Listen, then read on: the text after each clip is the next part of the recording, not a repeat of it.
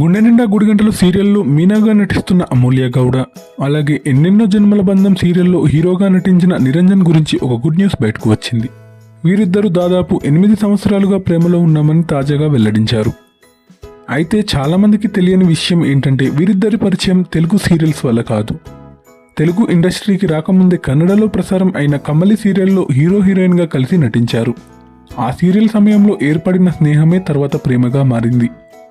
తాజాగా ఒక తెలుగు టీవీ షోలో పాల్గొన్న ఈ జంట తమ ప్రేమ గురించి మాట్లాడడంతో పాటు త్వరలో పెళ్లి చేసుకోబోతున్నట్లు కూడా అభిమానులతో పంచుకున్నారు.